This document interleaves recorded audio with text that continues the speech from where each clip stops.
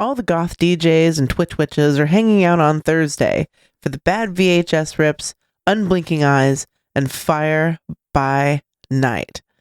Thetans and Satans comes from an interest in the cult of Scientology, moral panics, Satanism, and how they set the tone for the extremist social media panics of today. We really earn our Weird Left Twitch badge with this show, watching the world go red light in reverse every Thursday at 9 p.m. Pacific on twitch.tv/echoplexmedia. Find our full schedule at echoplexmedia.com.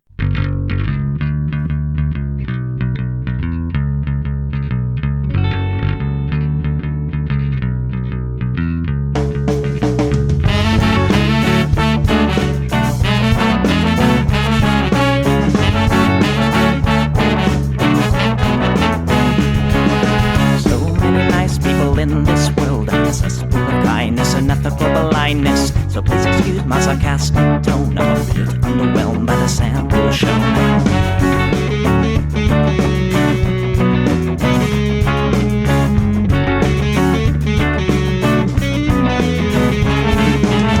Mr. Bistro fraternity guy, you got my ass full of bloodshot eyes. Get drunk and fight every night. Idolize Bradley, belittle women's rights. Homophobic, racist, and don't give a fucking hey. Do you think you can drive a bigger truck? So wear your baseball cap to decide to let everyone know that you're a nice guy. So cool, was so impressed. Lots of chicks and a barrel chest. Cause you're a real man. Punch for punch, gonna piss in your face while you're passed out drunk. I'm a nice guy, you're a nice guy. He's a nice guy, but all of you are assholes. I'm a nice guy, you're a nice guy. She's a nice guy, but all of you are assholes. Nice guys rule the planets. Oh, I just can't understand it. But defined by deception and lies. Social Darwinism and an overdose of pride. Fuck off, jerk off. I don't wanna hear it. Fuck off, jerk off. Read into the lyrics, cause everybody gets their just desserts. As long as you remember that nice guys finish first.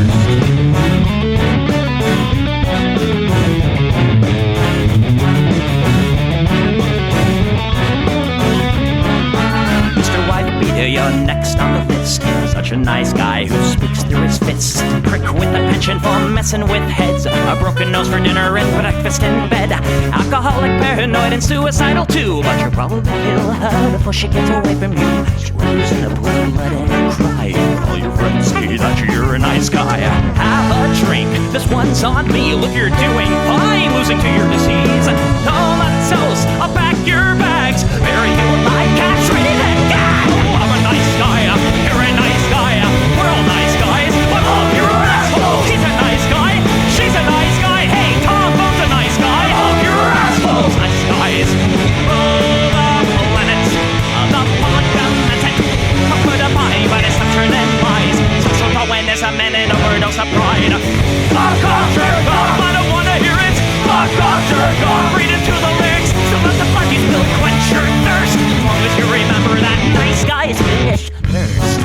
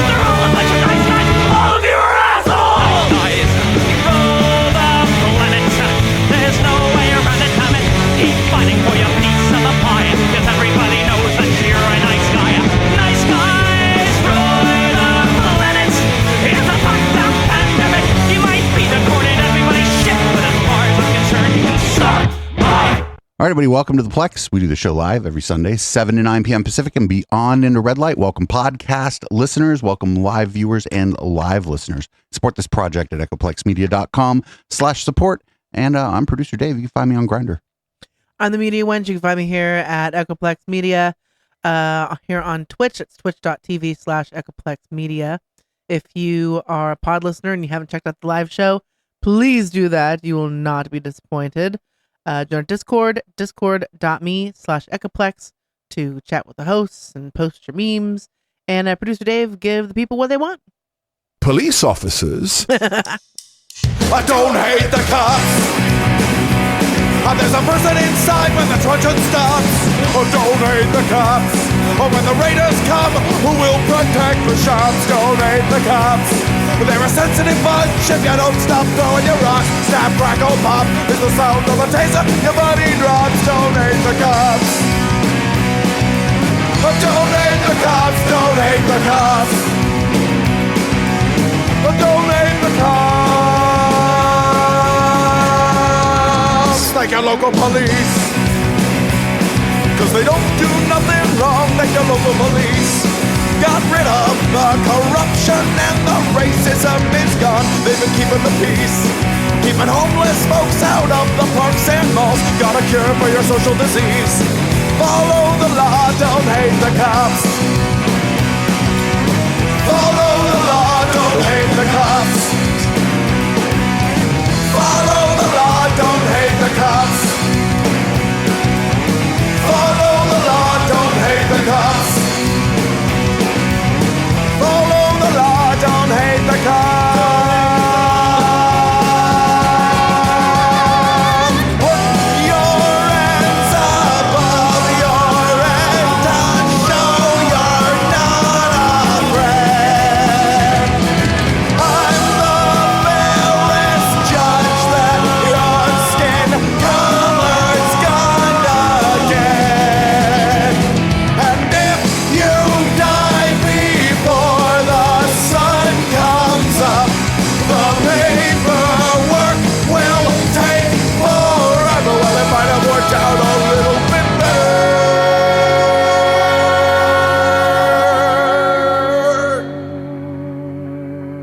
if you didn't hate the cops. Cause they don't do nothing wrong. Don't hate the cops. You can't blame them for just doing their job. Don't hate the cops.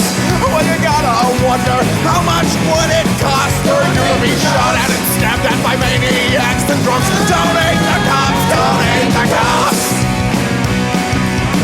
Don't hate the cops. Don't hate the cops. Don't hate the cops.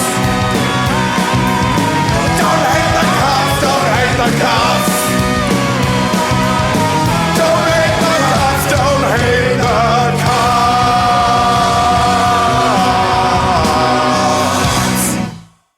And now they want to make them responsible for having taken classified documents and preserved them. Really, if you look at the Espionage Act, it's not really about taking the documents. It's about destroying them. Wait, or what? hiding them, or giving them to the enemy. Right. It's not about taking them and putting them in a place that's roughly as safe as they were in the first place. What the fuck? Wait, what? Is he like slight weight claiming that a safe at Mar-a-Lago is like as safe as they were in the White House? I think that whatever Gelfling juice that he had access to while he was friends with Trump and in the White House and stuff has run out, and he is turning into a Skeksis that is slowly going to die. That may be true. I just can't believe that like a safe at Mar-a-Lago, there's all kind of shady characters running in and out of Mar-a-Lago. Yeah. Like even if it's in a safe, I bet Trump was showing them off. I bet he had some of that shit framed. He probably had some of that fucking shit framed. He was like, hey, look at this classified document I have. It's on the wall. It's next to a picture of my daughter. She's a 10 and so is the classified document. 10 out of 10 classification. All right, up next is my dad was the president and we got up at 5 a.m. except for Don Jr. He was up all night. He's up at 5 a.m. too. He didn't go to sleep. He didn't even bother to go to sleep. We as a family never had any problem. I mean, we're the first ones up. We're up at 5 o'clock in the morning. We've got beautiful kids. We say little prayers to them every single night before they go to bed. I say a prayer with my kids, actually 3 prayers for my kids, and they say the Pledge of Allegiance and put them to bed. Wow. They say their individual prayers. And they're like, Dad, do we have to say the fucking Pledge of Allegiance again? Before they go to bed? Old daughter, I love mommy and I love daddy and I love Ben and Charlie, our dogs, and little Lukey, who's her brother. and then I go to bed. There's no nonsense. There's no games. There's no corruption. We see a lot of that on the other side. No corruption at bedtime. We never had a single Not in the Eric Trump household. Not in Eric Trump's house. There's no corruption at bedtime. My father stepped on that escalator. Listen, my dad didn't tell me bedtime stories, and I'm not going to tell my kids any either. So do you remember the hipster coffee shop stories that Jacob Wall was telling? Oh, God. So vaguely that, no. Well, don't worry about it. You can look it up later. I think many people who are listening to this probably do remember that. And if not, you can look it up. Eric Trump's going to do a hipster coffee shop story. Okay. They're not even talking about any other Republican candidates because they've all kind of, disappeared. They're not even in the equation. I mean, last night I had an argument between two people in a restaurant who are trying to buy Laura and I dinner to apologize to what for what the United States government has done to our family, Sean. I mean, you wouldn't believe the energy out there. I've been through. No. That was a short clip. That's what didn't happen, right? I'm telling you, it's that Jacob Wall shit about the hipster coffee shop. I was in a hipster coffee shop and they were all talking about what a great president Trump is. Like everybody everywhere knows. Everybody. That's how you know that nobody anywhere is talking about it and it's all made up. That is a tell. Like we always say, if you're going to be a fail son, be a Hunter Biden, don't be a Don Jr. Here's example number 5,642 of that. My father says that he would have given them what they wanted had they done this, but no. They needed the FBI hostage rescue team, the HRT, their elite tactical unit. And that's a weird looking bong back there on the shelf. To show up to my father's home, where they then wouldn't allow or didn't want any lawyers present, right? Because I'm sure, given all of the examples of totally above board stuff that the FBI does, that's totally great, right? Like, I don't know, if I'm the FBI, you want someone's lawyer there so that there can be no other claims later on. But, honestly, they don't care. At this point, given all of the things that they seem to have fabricated or lied about and all of these things, guess what, folks? There's exactly zero equal justice under the law. You know what? Pro tip for life. This is an ultimate life hack. Become a Democrat. Then you can do whatever you want with no accountability, no legal action. Strike that. Reverse it. Okay? But you needed the HRT to exercise this warrant at Mar-a-Lago. Give me a break, right? Again, Hillary can bleach 30,000 emails and take Hammer's 2 phones. Nothing shady about this, folks. But Trump says he'd cooperate, and they still have to show up this way. You know why? Because they're there to intimidate you. They're acting like the fascists we've been seeing them be for the last few years, folks. They're acting like they've been acting. For all the Democrat talk about Republicans being fascists, these are the guys acting like it. Give me a break, okay? They wouldn't look at Hunter and deals in China or Ukraine or links to Russian oligarchs with links to Putin or links to human trafficking and literally videotaped evidence of him saying that the Russian mob may have his laptop. No, that was Russian disinformation. But we need the... No, I thought Betty Washam had his laptop. I've got the laptop! Team to go to Mar-a-Lago. It's intimidation, folks. And the number one thing we can do to save America and prevent us from becoming... is take away every camera that these guys would has a chance of being pointed is to drain the swamp and fire all of the bureaucrats. Enough is enough, folks. This stuff will never end until we do something about it. And they're going to get to a point where we're not going to be able to. So now is the time to push back on this insanity. And that's exactly what it is, folks. Absolute and... It is absolute insanity. Fucking, he is such a whack job. Yeah, that's fucking crazy. Like, he was all over the place. And I don't know, the thing with Hillary Clinton that drives me crazy is she sat there for several days and let people ask her questions and just answered all of them. Yeah, she didn't pull an Alex Jones. She didn't pull an Austin Bennett. She wasn't like, I'm not going to cooperate. I'm not going to do it. I'll have my lawyer send him every text message I've ever sent ever. Well, it's just she may have done things that you or I might think were unethical, but she was pretty confident she didn't do anything illegal. So there she was. That's it. Yeah. I mean, I don't know what else to say. Oh no, I just called this one "Why is Jenna Ellis?" Oh no. I guess she's a former Trump spokesperson, I think. Shout out to Ron Filipowski. Yeah. A lot of our clips come from Ron. And the fact that the raid itself wasn't even leaked and that, CNN wasn't there with its cameras at 8 a.m. already at Mar-a-Lago just shows that likely the FBI was trying to just go in under cover of darkness and just... No, it's not dark at 8 a.m. And get whatever it wanted under this pretext of a raid. And it's only because President Trump is so underestimated by the left and he uses media to his advantage. He is the one that actually blew the whistle on this, on the FBI. I think they had no idea and no intention that this would ever become public and that they would be fighting this fight. And I think what the fuck? The FBI raided the former didn't raid, I don't like that word. They served a search warrant on the former president of the United States. They're like, oh, nobody's ever going to hear about this. Yeah, that's what God, why are you who even the look of the host is like, I don't know about this. Not high enough for this shit. Even the Newsmax host is like, I don't know about this. Not gonna light a... Here we go. I got 2 clips of Trump's attorney now. Oh, God.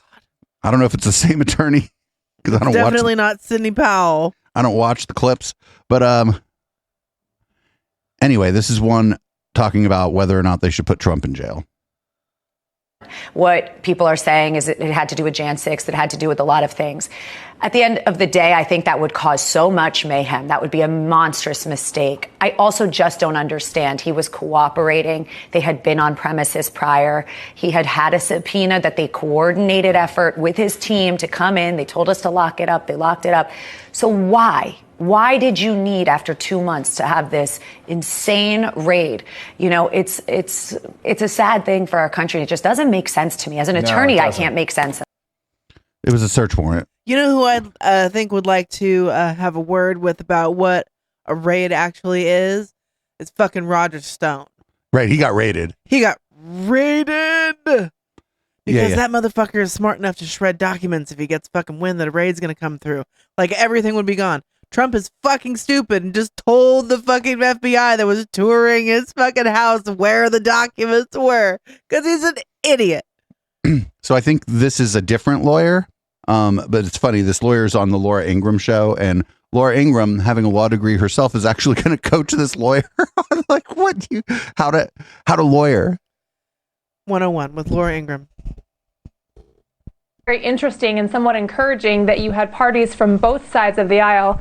Of course, liberal media outlets coupled with a conservative watchdog group really together on the same side. And so we were curious to see how that played out. Of course, reserving our rights to try something else in the future if we want to, but we really just chose to see how it would play out. Well, I understand that you chose to do that, but I'm wondering, are you not concerned that because you didn't join any of these motions for, again, the full release of this affidavit, that you're then waiving possible objections to the way redactions are being done by the Justice Department later on? Yeah, Laura Ingraham's actually a lawyer, and she's like, I would never work for Trump. Like, listen, she sounds like somebody who knows what the fuck she's talking about. Yeah. I don't like Laura Ingraham. Yeah.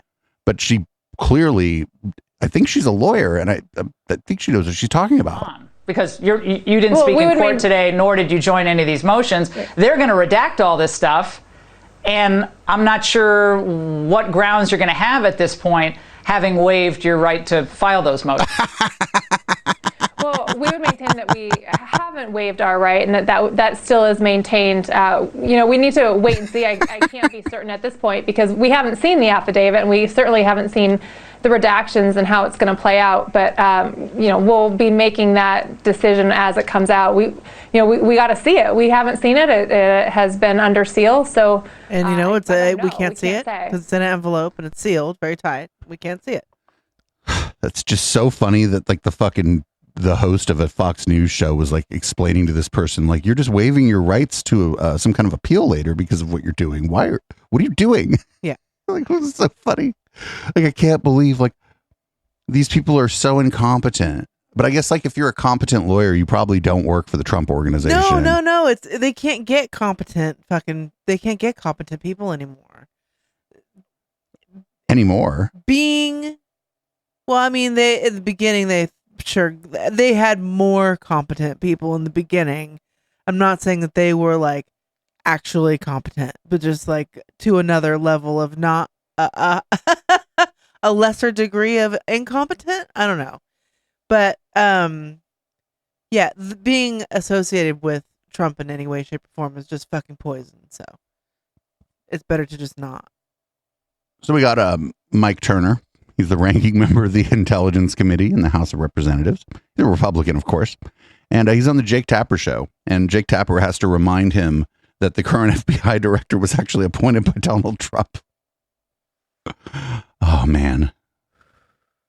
We certainly support and believe and honor the men and women who serve in the FBI. It's the leadership. It's the two individuals that have been appointed by this president, the FBI Director Wray, who serves at the pleasure of the president, and of course Attorney General Garland, that have questions to answer, both the American public and to Congress and to our Intelligence Committee about their actions. And certainly we condemn any and all violence. And it's always disheartening. I mean, it's heartbreaking when people make statements like this, and it certainly should be condemned. Yeah, I mean, just to note that Christopher Wray, the FBI director, was appointed by Donald Trump. But I take your point. Republican Congressman. He serves at the pleasure of this president, so he is an appointee of the current president because he's stayed. Right.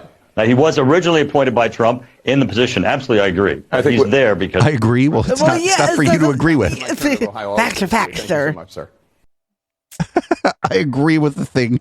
Like, yo, these people are just, they're all fucking so incompetent. They're so fucking stupid. How do they manage to get and keep a fucking budget? And we need $33,000 a month. All right. So, in news of other people you shouldn't trust, somebody who a lot of like shit libs and people who are like, oh, the Trump's going to jail and shit. They all like Michael Cohen. You can't trust fucking Michael Cohen either. Michael Cohen's a fucking slime ball too. You just fucking grift the other way. Here's Michael Cohen probably lying about the reasons that Trump might have some top secret documents. Why do you think he had 20 boxes of classified top secret? I mean, these things were designated as top secret or even higher sensitive compartmented info. What was he going to do with that info? Well, first of all, shouldn't everybody be keeping it in the basement of Mar-a-Lago, right? I mean, you're asking the exact question that I was hoping everybody would ask, why? And I'll tell you, my belief is that he was going to use it as a bargaining chip, as a get-out-of-jail-free card. What does that mean? Well, the second that they would put him in handcuffs, he would turn around and say, you don't seem to understand. I have the documentation showing, for example, where our nuclear launch pads are, or where other information, sensitive, national security information. This is what I believe. And he would use it and say, if you proceed with this, I'm telling you right now, there's 20 of my loyal supporters. You don't know who they are, but we will release that information to Russia, to Iran, to whoever it might be, because he doesn't care about this country. Yeah, I don't believe a word of that. He didn't making that up. Well, I mean, it's all fucking conjecture anyway. It's just spitballing ideas. Nobody's gonna know what Trump wanted to do with those fucking documents, other than like he kept them because of his fucking ego. It was like, I was the president and I get to keep whatever the fuck I want, and I'm gonna steal 20 boxes of fucking shit from the White House because I can. Because he's a fucking idiot. Right. That's like more likely, or so that he could show them off to other fucking people and shit. Like exactly. I have to, like, if I was guessing, if I was going to like place a bet, it would be something along those lines of like, look how important I am. I have these classified documents. Like no other president kept classified. Oh, Hillary did it. Wait, did Hillary do? I forget now. Hillary wasn't president. Oh, that's right. I keep forgetting. She got the most votes. How'd that happen? I don't know. Anyway. We'll do an electoral college special soon, I guess, 2024. All right. We're going to move on to other people who are, I guess, lawyers or whatever. And that means Tiny Dancer Ben. He's going to talk about the raid at Mar-a-Lago. Remember, Tiny Dancer Ben has a law degree. And so what exactly is the DOJ and the FBI doing here?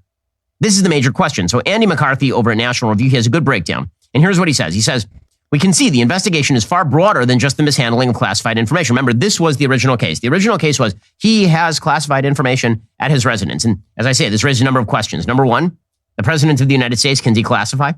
Number two, but he didn't. If this and he didn't, and he's not the president was anymore. so all-fired important, why are they going to get it? by claiming that the National Archives is missing it using the non-criminal statute. And then they released the search warrant. It says, oh, no, it's not just the National Archives stuff. It's also the Espionage Act stuff. It's also these other aspects of American law. But what this really... Yes, you're a lawyer. Actually, as more information becomes available, when there was a search, maybe more information becomes available to the person who was searched as time goes on because they get more information about what happened. Trump gave a tour of his house and showed the FBI where the documents were. It looks like in the end, as Andy McCarthy explains, is grab every paper you can find at Mar-a-Lago because maybe we'll come up with something. Here's what That's not what it said. Says. He says, while the Espionage Act offense relates to defense secrets, the other two offenses are not limited to classified information. Section 2071 relates to the removal or concealment of any government record, not just classified information. Section 1519 applies to any item at all. It need not be a government record, for the point is to protect government investigations, not government property. And then it looks like the search warrant prioritizes classified information crimes, but less so than it first appears. One of the subsections of the attachment to the search warrant authorized... Wait, his computer isn't on. He's pretending to read from a computer that's off. Because he's an idiot. Unless he's got one of those screen thingies on it where you can't... But the license is much, much broader. Maybe. The warrant allows seizures of not only containers in which classified documents are found, along with their other contents, even if they're not classified, but also of other containers found proximate to the first containers. Again, regardless of whether that's in plain... are classified. So, dude, Ben, when they serve a search warrant, anything that's in plain view in the room or area that they search is in plain view and they can grab it. Yeah. If it seems like it might be related, yeah. And it would say this and other related materials in the search warrant. Come on, Ben, you're an attorney. You have a law degree. You're not an attorney, you're a talk show host. But you have a law degree, dude. If the agents found a box. He has 3 globes. And inside that box, there was a low-level classified document, and that was stored next to 10 other containers of non-classified documents. The warrant would allow the FBI to simply grab all of those things. And the warrant also permits the seizure of communication. But like on the outside of the box, does it say classified documents and then not classified documents and then the FBI just fucking believes you? Like, what the fuck? Do not share. They come in your house looking for like a giant stash of cocaine and you have a bunch of boxes that just say not cocaine on them. The FBI is just like, well, guess there's no cocaine here. Sorry to bother you. In any form regarding classified information. So in other words, if I write a note and I make reference to classified information, but don't actually state the specified classified information, that could also have been grabbed by the FBI. Yes. And all of this precedes one of the subsections that Andy McCarthy correctly says is really elastic. This permits the seizure of any government and or presidential records created throughout the 4 years of Trump's presidency. This has nothing to do with classified information. It's mainly designed to use the criminal law, the search warrant, to enforce the Presidential Records Act, which again, as I say, is not a criminal statute. The National Archives, Presidential Records Act stuff, that is not criminal statute. So maybe they can get away with this sort of search warrant, but to pretend that this is a very specific, targeted, laser-like approach to finding specific documents that are a national security threat, that is not what this looks like in any way, shape, or form. It's far broader than that, and that raises serious political questions. Okay, so real quick, this you don't have to be a lawyer to understand this, or a defense attorney or a prosecutor. When you're like, this person stole a bunch of classified documents, you see boxes of documents in the same room where you believe there's a box of classified documents, you fucking grab them. Because then you got to look through the documents. Yeah. I'm surprised nobody has made the argument that now the FBI is in possession of classified documents that they're not supposed to have. And like, you know what I'm saying? Like every dumb argument, like we just have to wait till this all fucking shakes out to like know what's going on. Right. Maybe the stuff in there, maybe there's a big nothing burger. Maybe he had a bunch of classified stuff. Maybe we'll find out on the next season of the J6 hearings. I mean, maybe I don't think there's nothing about J6 was mentioned as far as I know in any of the warrants or anything, but we're all going to find out later. This is how all this works. And if no criminal charges are filed, maybe we'll never find out because there's no case, no discovery happens. Yeah. And they just took the fucking thing. You're like, you can't have this. Out. Little smack on the wrist. Like, you can't have this. Like, who fucking knows what's going to happen? He'd be like, I really like that when Ivanka does it. Okay, so I think we got one last one here. a little bit of consolation for the people who want Trump to run again. Turns out you can run for president from jail. President. This is one of the most abusive attorney generals in history. This process is arrogant, abusive, an affront to the Constitution. They are going to indict Donald Trump. Merrick Garland has lost his senses. But I think you pointed out last week, if they do indict him, crazily enough, I mean, if they're crazy enough to do it, that doesn't render him ineligible to run or even be president? He can, listen, Eugene Debs ran for president from a federal prison. There's no reason that that's going to happen to Donald Trump. He's not going to be in a federal prison. But if he's indicted, he will run for president. No. Wow. All right. Nope. Nope. He's not going to run again. He is not going to run again because he is not going to put himself into a position where he could lose, because that is his worst fucking nightmare. But he will grift every fucking penny that he possibly can up until he can grift no more. Well, we're going to move on to another political figure who is also a bit of a celebrity TV star. I'm talking about Mr. Oz. Mr. Oz. We're going to go shopping again with Mr. Oz. He's done this a couple times. He's fucking real mad about his shopping experience. Thought I'd do some grocery shopping. I'm at Wegner's, and my wife wants some vegetables for crudité, right? So here's a broccoli. That's $2. Not a ton of broccoli there. There's some asparagus. That's $4. There's bags that you're supposed to put these things in. That's too much. $4 more. That's $10 of vegetables there, and then we need some guacamole. That's $4. That doesn't go in crudité. She loves salsa. Yeah, salsa. That's good salsa, though. I like that. $6. Must be a shortage of salsa.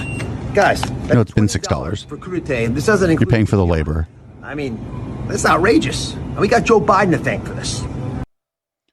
No, yeah, people fucking around with the logistics of how shit gets in and out of the country for a while now, so that has a lot to do with it. It just strikes me that he's never been shopping before. That he sends people to go shopping for him, right? Because he didn't know about the little bags that you're supposed to put the fucking broccoli in.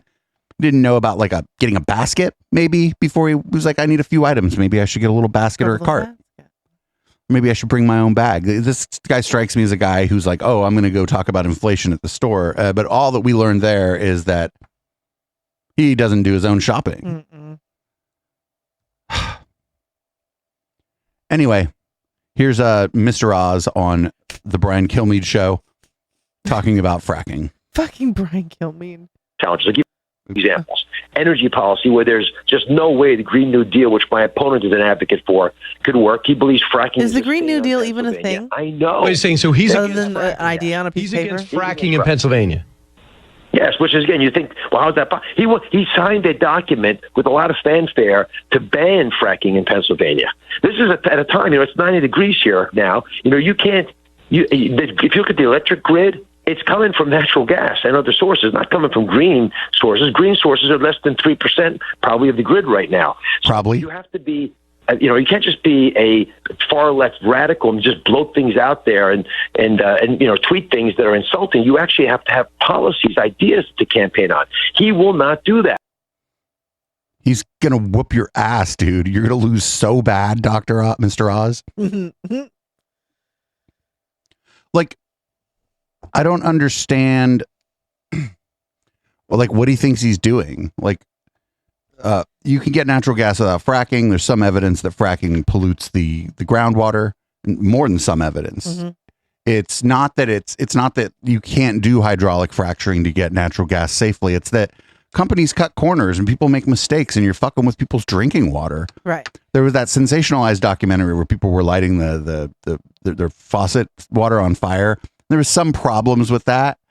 There were problems with that documentary. There were like debunks of it and stuff, and that's all valid. But you're still like polluting the groundwater when you do hydraulic fracturing. There are companies that do it better than others, but like if it's on government land or whatever, the government's going to go with the lowest bidder. And if John Fetterman wants to ban it in Pennsylvania, he said he has no policy position. Well, it looks like he just described one, and he wants to ban fracking. Right. So he just doesn't like the policy position. Oh no. Here's Mr. Oz. Like, so just some background here. legalization of marijuana polls at like 75% in Pennsylvania. So let's see what Mr. Ross has to say about his opponent and cannabis. Didn't really show up for that. Hasn't shown up for much of the lieutenant governor's job. He's known for hanging a pot flag out of the window. His only real campaigning was to get marijuana legalized. Sean, I'm the son of an immigrant, and I knew from the day one when I was a kid, you work hard, you challenge yourself to achieve greatness, to support America, and you'll achieve the American dream. That's not. Why did he say gay one? Yeah. I guess it doesn't matter. He meant day one. You're my gay one. So the problem is this guy, he doesn't really work hard anymore. He was a surgeon, which was a difficult job, and he was quite good at it. He was a brilliant fucking surgeon. He should have just kept doing that until Oprah got involved. Right. Oprah ruins everything. And being a great surgeon tops out in like the mid six figures. And come on. And you can't have so many houses. You don't know how many fucking houses you have if you're a surgeon. And speaking of that, here's a TikTok video that his opponent John Fetterman made about Dr. Oz and not knowing how many fucking houses he has. Oh, it's amazing. And also shout out to the person who put it on Twitter where we can actually get it to play properly from our fucking studio. 1, 2, 5, 4.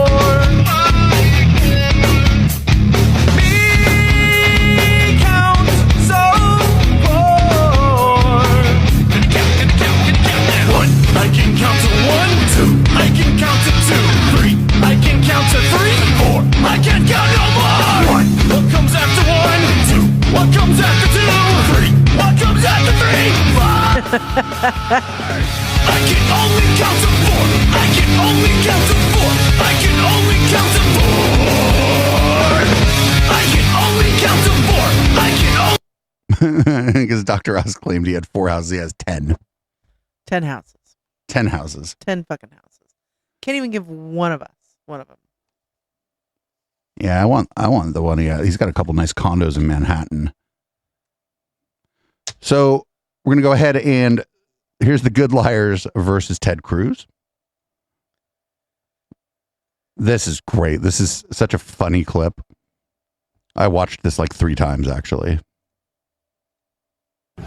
Look, I'm here today with a word of hope and a word of encouragement. Donald Trump said that Ted Cruz's dad killed JFK. He said that Ted Cruz's dad killed JFK. You can read about it in the paper. Crazy Lee Harvey Oswald having breakfast. Now, Ted never denied that it was his father. Hey, you can read about it in the paper. Oh my God. Are you saying that Donald Trump is lying?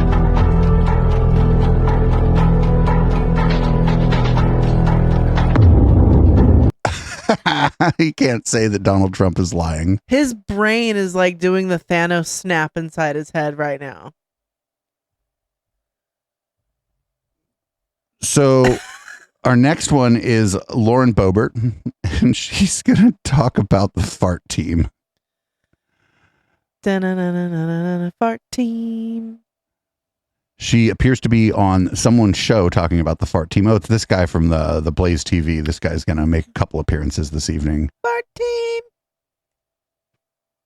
They want those bills to pass by unanimous consent. So myself and other members of the House Freedom Caucus, we have a floor action response team, FART. I'm a mother of 4 boys. I can appreciate that. I do love that. We have the COC as confetti of color. Yes, I do love the little names there. So we have the floor action response team, and we monitor the House floor for these suspension bills, and we are there to object to the unanimous consent of its passing. So we force members of Congress. But if the consent is unanimous, then how? To vote.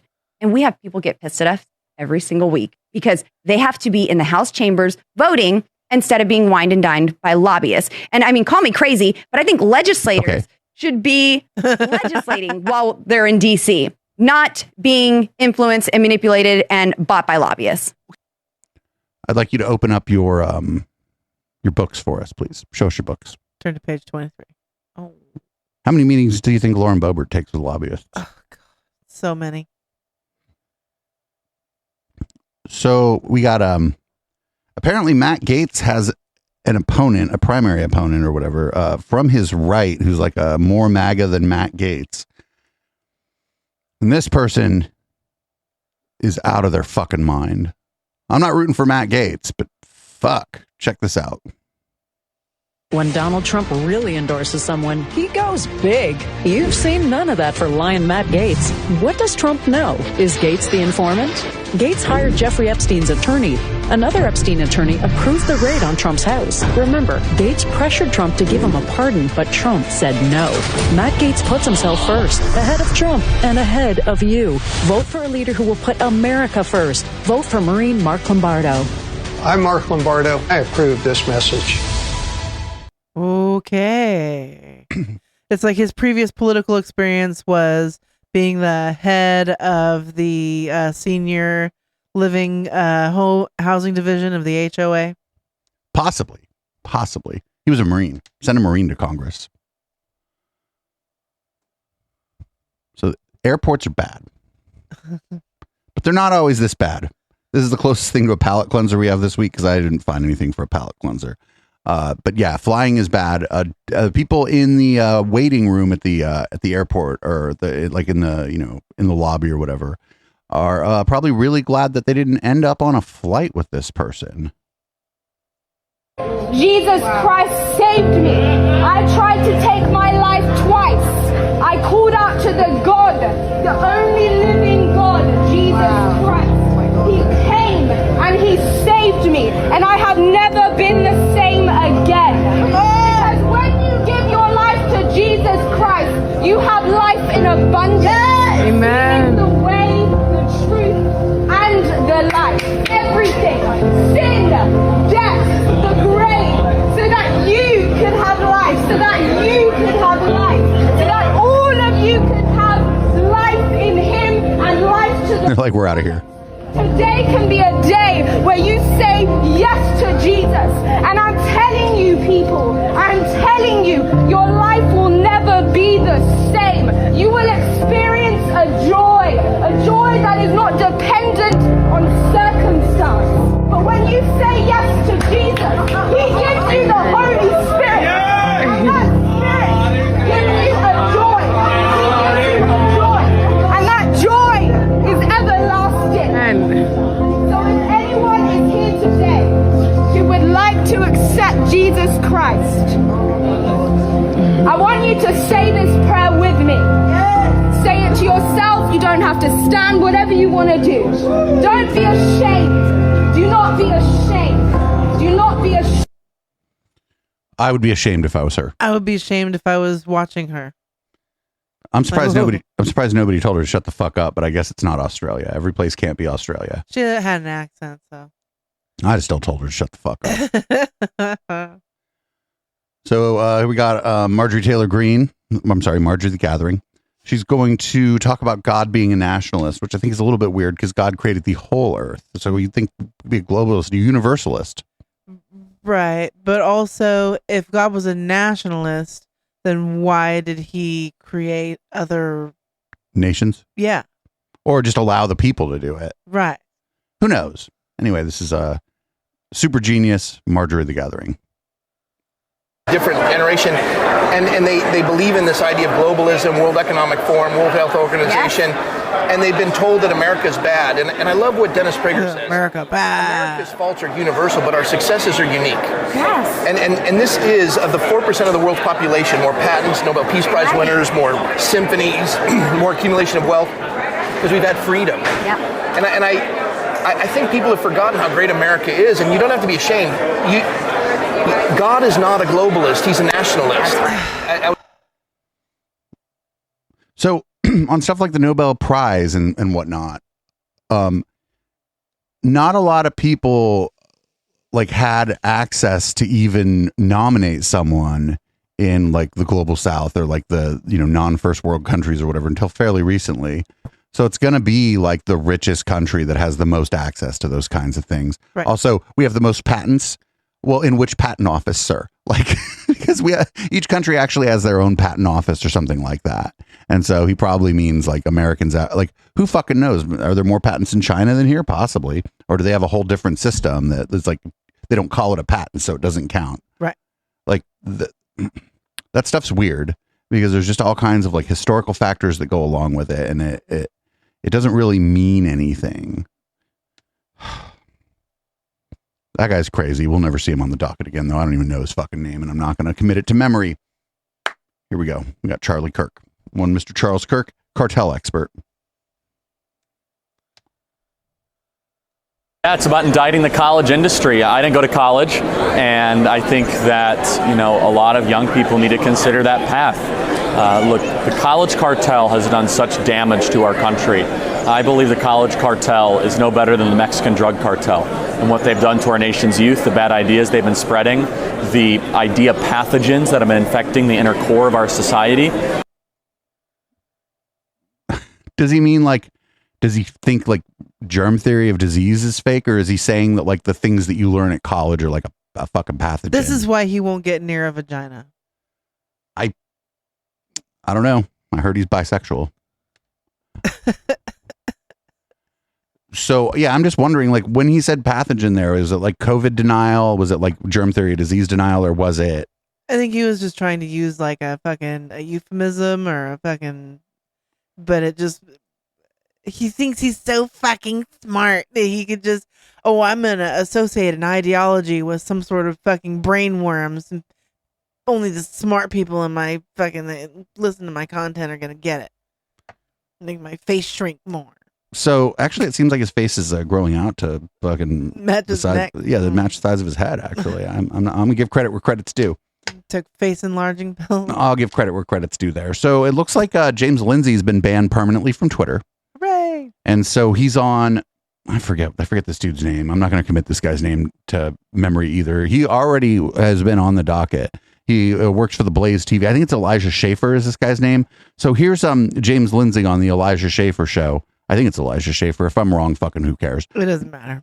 He's going to talk about his Twitter ban and, well, I don't know, other things, other crazy things. Sigma Chad in a t-shirt number 48. Well, I get asked this question all the time. Can you shed light on what's happening? And I always answer with the same word. What about my question? It looks like you have a real mic in front of you, and it sounds like you're on your laptop. Right.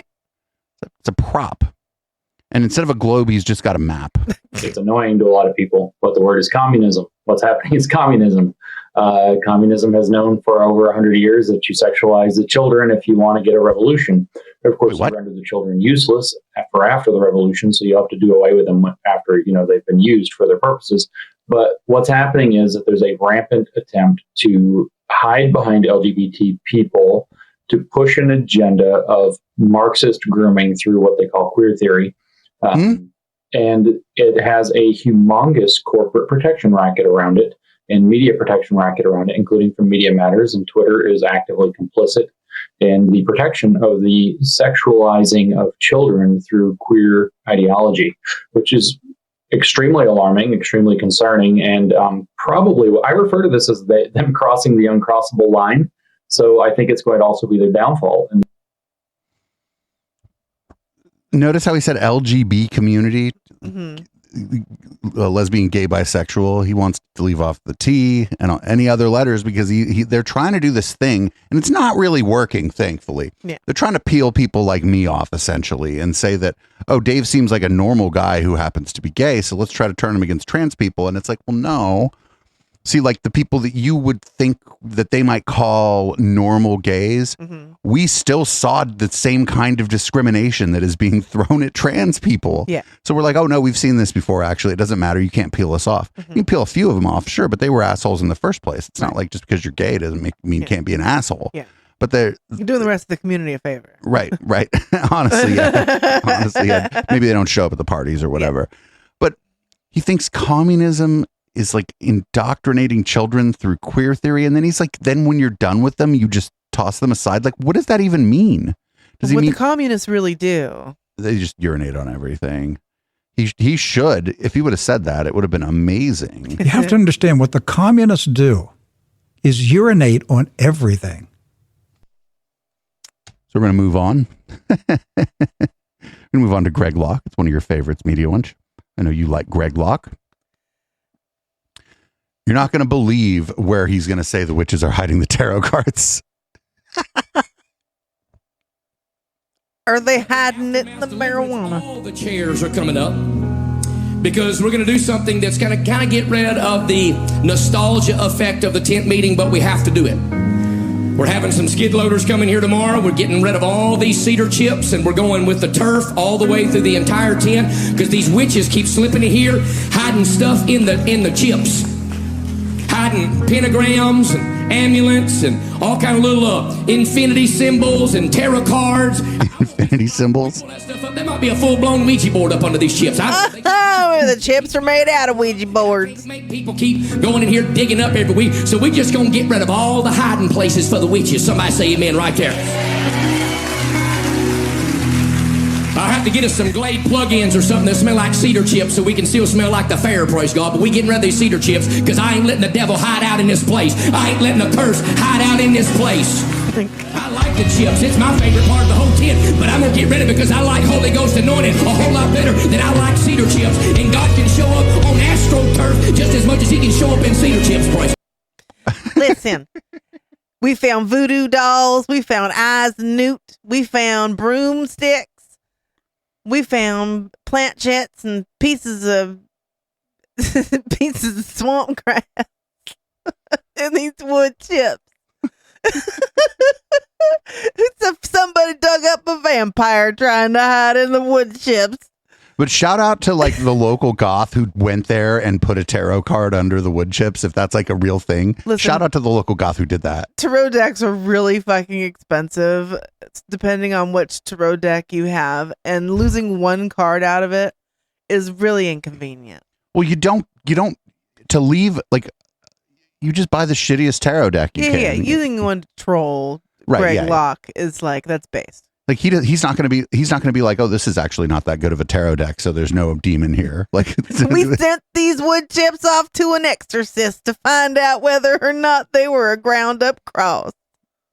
So we got a clip from MSNBC here. It's a clip of people from Moms for Liberty, and you can't have liberty without segregated schools. I was just thinking about that the kids that do have they're confused or they are gay or whatnot, that the way that they're trying to go about it is to make it an open conversation, an open thing in classrooms. But like, for example, children with autism, Down syndrome, they have to have special IEP meetings with a counselor. They have to be put into separate classrooms. And I understand because it's a different type of education for children with those disabilities, but I think that for children that identify differently, there should also be like a specialized something for them so that they feel that they're important enough that they're being counseled. And why not have that conversation that you're explaining in front of everyone? I think for the same reason why teachers wouldn't just bring a child with autism in front of the class and be like, hey, he's got autism. Embarrassment. But what is, in your eyes, embarrassing about being gay? It's not that it's something to be embarrassed about, but I'm sure that you understand a lot of kids that are young and feel gay, some of them are shamed. Because they can't talk about it in their classroom. Right, which I understand, but there's just a way to go about it. It's called completely ignore it to the point where it's just normal, because it should just be fucking normal. Well, I mean, it is just fucking normal. She's like, she's just calling for segregation, and she hit the nail on the head, though. The reason, like, if it's a child with autism, that they have like different classes is because they have different needs. But if you just happen to be gay, it's not. It doesn't have anything to do with how they learn, or right? It doesn't. Doesn't have anything to do with any of that. Right. And if they're a kid making a big deal out of it, like it's something that they need to be ashamed of, that is what ingrains it into their fucking heads that it's something that they should be ashamed of. That is not a knee-jerk behavior. That's something that's learned. So you remember Papa John? Unfortunately. Remember that time we watched that video where he ate like 30 pizzas in 30 days and had the meat sweats hella bad? It was one of my favorite things we've ever watched. Well, this is 37 seconds, and I swear to you, he's going to cram about 5 minutes of bullshit in this 37 seconds here. It's amazing. Yes, if you're a small business owner, you've got now 87,000 agents with 5 million guns and 5,000 guns with 5 million rounds of ammunition. I mean, those folks that raided Trump's place, they had automatic rifles. They had, guns ablazing. And this happened to me with the DNC 3 years ago where they attacked me, and they will attack. But if they attack me, attack Trump, attack parents of kids in Virginia, they're going to come after the rest of us. Yeah, it's football stadiums. Wait, what? The IRS agent's going to raid the football stadium? I want to know what more was going on in that clip, but actually I kind of don't. Like, first of all, the IRS he's talking about the new IRS agents, and they had 80,000 agents, and they only added 5,000 guns. So the odds of one of them coming to shoot you actually is 5 in 80. So that's not really that good. No. Not really that good. Mm-mm. That's like what, 1 in 16? 1 in 16 might blotch you, something like that. And how much contact do you have with an actual IRS agent out in the wild? Usually they just send letters to people. Yeah. We have a friend who does taxes, and he's like, the IRS isn't coming to your house because you didn't file your taxes. They're going to send you annoying letters. If it's not that much money, they're just going to keep doing that. All right, you're not going to like this. We're going to skip Martin Hyde. Yeah, you're not going to like this. All right. So here's Jordy Pete talking about climate change. And some people have objected to my tone. I'm often dealing with things that I would say frighten me to take on to some degree. They're big issues and they're contentious. And so a handy source of impetus and power, motive power in such situations is to harness a certain degree of outrage and anger. That also fuels my spirit, I suppose, in some sense. When I'm writing these articles, it would be easier in many ways just to sit on the couch and read a Stephen King novel. But I have to get up the energy. And maybe I do that by relying to an untenable degree on benzos. Wrath, which is on wrath. Cardinal sin in some regards. Now, it's not like there's not things that are worth being irritable about. But I thought what I would do today as an experiment is to attempt to read this in the most calm and understanding manner that I can. 12 seconds later. You centralizers of power, you worshippers of Gaia, you sacrificers of the wealth and property of others, you would-be planetary saviors, you Machiavellian pretenders and virtue signalers. And shout out to the serfs for being like, actually 12 seconds later, he went full fucking medieval on your ass. All right. And in a bit of a preview for the Intellectual Dollar Tree this week, this guy, Lex Fridman, maybe you don't know who he is, Media Wench. He is the guy who we came up with the term quest statement for. Because sometimes he asks a question for 7 minutes. Yeah. He's going to talk about, we have a few clips here. We'll kind of ride out until a couple minutes to 9 p.m. our time on this, because there's a bunch of clips here by the Bad Stats. Shout out to the Bad Stats. Really good follow if you're on this particular dystopia beat. This is this person's favorite moments from the interview. So this is going to be funny. Here's Jordan Peterson talking about what matters and what is matter. And then he's just going to cry. Matter isn't dead dust. I don't know what it is. I have no idea what dust is made of. Matter is what matters. There's a definition. That's a very weird definition. That is, because that's not what it is. A matter is just a thing. Yeah. This pen is matter. Yeah. We're made of matter. Yeah. The fucking periodic table. Matter. It's all matter. And it all matters. It matters. What's real? Matter. It's like, okay, that's one answer. What's real? What matters is real. Because that's how you act. Okay, so that's different than matter. It's like, okay, what's the most real of what matters? How about pain? Why is it the most real? Try arguing it away. Good luck. So pain is the fundamental reality. What kind of pain are you talking about? Emotional pain, you can actually argue yourself out of it. You can be like, it's stupid that I'm this angry about this thing. I shouldn't let this hurt me anymore. So it depends on what kind of pain he's talking about. Yeah, I guess if I burned my fucking hand the other day, I couldn't argue with my finger that it hurt. The pain, withdrawals, and then also probably being terribly constipated from only eating beef. All right. Well, that's rough. Doesn't that lead to nihilism and hopelessness? That's kind of a good drop right there. Yeah, doesn't it lead All right, to well, a that's rough. philosophy that's antithetical towards being? The most fundamental reality is pain. Yes. Is there anything more fundamental than pain? Love. Really? If you're in pain, love and truth, that's what you got. And you know,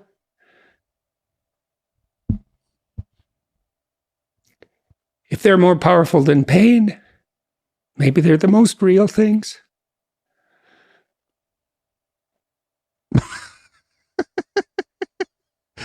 Yo, just real quick, there's nobody in this guy's life who's going to tell him, hey, dude, what you're doing makes you look crazy. And by the transitive property of that, it makes me look crazy because I'm a part of your life. He doesn't have doesn't have a no person in his life. He doesn't have anybody, none of them motherfuckers, nobody in his family, none of these people that are interviewing him, none of them are just going to be like, no, what are you doing? No. Because if anybody does that to him, he probably fucking Scientology disconnects from them. This one's titled, he gives us some brief insight into the creative process, basically that helps him come up with his word salad. This one ought to be great. Don't worry, we only got time for two more. Question. My question might be something like, put your house in perfect order before you criticize the world. Okay. What does that mean exactly? Take your own advice. What does house mean? Ooh, what does put, Bazu, Sepos, thank you that for active bits. verb? What does perfect and order mean? Why before you criticize the world? What does it mean to criticize? What does it mean to criticize the world? How can you do that properly or improperly? Yikes, dude. You wrote the fucking thing in your book. What do you mean? Why are you asking all these weird questions about the fucking thing that you wrote in your book? There's something to it. It's like, hey, don't throw rocks. There's an old saying, don't throw rocks when you live in a glass house. It means don't criticize people for the shit that you do. Right. Don't go after people. You're really mean to people at the restaurant. And then the food server comes up and you're like, hey, toots. It's something like that. We have old sayings for that, but his version of it. He just told us that he doesn't understand his own version of it anyway. We only have time for one more. He always says he's listening to his critics, but he's certainly not reading the Bad Stats threads, which I think he could do. If Bad Stats is criticizing you, I think you could do well to at least think about what the Bad Stats is saying, because they do a really good job of laying out why the things you're saying are wrong. That's why they call themselves the Bad Stats. Super great account. Everybody should be following them. It's just the Bad Stats on Twitter. I trust Lomberg. I trust Tupi. I trust Matt Ridley. They've thought about these things deeply. They're not just saying, oh, the environment doesn't matter, whatever the environment is. The environment. I don't even know what that is. That's everything. Yes. The environment. Like matter. I'm concerned about the environment. How is that different than saying I'm worried about everything? How are those statements different semantically? So the semantics actually don't matter, because worrying about everything would mean worrying about Jupiter. And Jupiter's pretty big. And I hope that big storm on it all the time. I think radical changes in what's going on with Jupiter would probably have a detrimental effect on our planet. I'm not a fucking astrophysicist, but it's big. It's got matter, and it matters. And it's made of matter. And it's what matters. But we're not worrying about everything. People who are environmentalists are worried about the environment, and right. they mean specifically the fauna and the flora and the weather and the the air, the water, the hot and the cold. Right. They're worried about those kinds of things, and some of it's selfish. There's some environmentalists who are there's a lot of hunters, right? Who are no, don't fuck the environment up. I like to hunt, and I'm like, whatever. Come on. Come over here. We'll take the W where we can. Yeah, let's come on over here, hunter man. And I worked for a hunting club for a couple of years, Yeah, and a lot of what are they? Conservationists. They were called a lot of conservationists. Yeah. So other people are concerned because they have kids, or maybe they even have grandkids, and they're worried about the world that's going to come. So they're actually concerned with very specific things generally when people are worried about the environment. They're not talking about whether or not the wind is blowing west on Venus. Although that's, if you know which direction the wind is blowing on Venus, I'd like to talk to you, because it sounds like you've done your research. No, it sounds like you've looked into some shit that's like probably pretty interesting. And I'd like to annoy you a little bit with my stupid questions. Right. But this here is just, he's just been doing this for a long time. Ever since he got famous, and probably before, he's been trying to kind of what about with climate change. And it's real bad. And some of his followers even like kind of go after him for it, because he's like, oh, we want to talk about the facts. Well, but when he says the facts or the science, he just means he hates trans people, or that gay people shouldn't get married because we don't reproduce, or whatever the fuck it is. And so the thing he's doing here is more political and ideological. He doesn't like the idea that the liberals basically are right about climate change, I think. And more on this on Wednesday, because I'm going to subject HK to this whole fucking thing. And we're going to see if we can get Lex to ask a question in under 2 minutes, because we've seen him ask questions as long as 9 minutes. We'll get him down to under 2 minutes, maybe. Not for nothing, check out the Gurus Pod. They did a really good episode on Lex. I thought they were going to go easy on Lex, and they clowned on Lex for being just so weird. Just such a weird motherfucker. But what I will say about Lex is that he doesn't stink like Peter Thiel to me. He seems like Peter Thiel doesn't give him any money. So right. I will have to say also that Jordan's outfit is pretty fly. Yeah, he's always dressed pretty good. He's dressed pretty snappy. Got to impress Beef Daughter. Anyway, thanks everybody for listening to the Plex. This show is live every Sunday, 7 p.m. Pacific, right here on Twitch, twitch.tv/Echoplex Media. Check out all of our shows. I don't have to name them, because all you got to do is go to your little Spotify or whatever you use and just type in Echoplex Media. All our shows come up. You can support us at patreon.com/Echoplex, because I know the pod people aren't really into Twitch. Speaking of support, thanks for the bits during the show. What is that? Bayuzo Sepos. If you don't understand that on the pod, that's just people giving us money. And that person gave us $4, which is fucking amazing. As always, we're going to close out with Boomers by Periscope. Everybody check out Periscope. They got a new-ish LP out, or EP. And we've had Matt on the show a few times. Matt's a good friend of the show. And check out Local Love, because we do all kind of local music on there. Fire this up. I'm going to turn on the auto DJ. You might get 2 songs. You might get 1. It just depends on how quickly we can scramble to turn all the lights spread, to re-scramble the studio. I also have to fill up my purse and avoid the cat. Well, it's cool enough out here. We could actually probably close the door. We'll be right back.